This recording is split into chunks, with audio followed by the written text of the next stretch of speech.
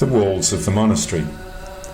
The length of the monastery from east to west is 146 metres, and from north to south the width is 45 metres.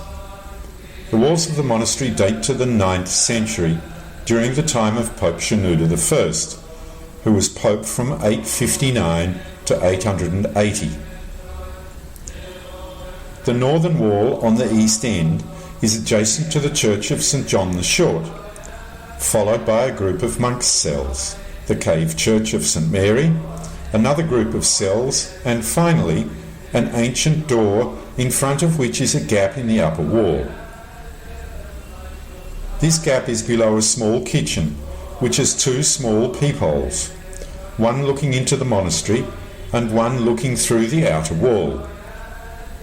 This hole in the outer wall is to observe who is outside the wall ringing the bell at the main gate. In the floor is a square hole through which the monks could lower baskets of food and water to visitors and Bedouins via the gap above the gate, without having to open the gate. This was used for a long time, but now there are scheduled times for opening the gate.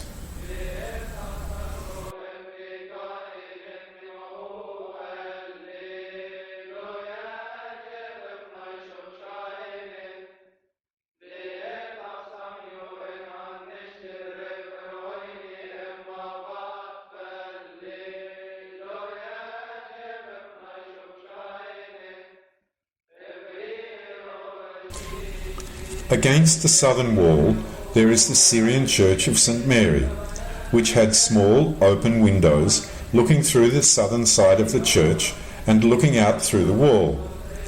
These were blocked up in the 13th century.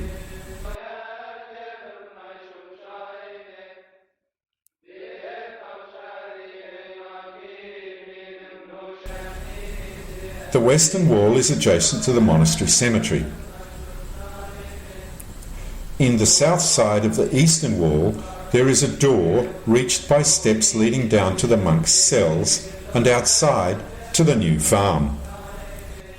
In the middle of the wall on the eastern end is a large modern mosaic with Jesus Pantocrator sitting on the throne in the middle and surrounded by the four beasts described in the book of Revelation, chapter 4, verses 6, 7 and 8. A lion, a cow, the face of a man, and a flying eagle.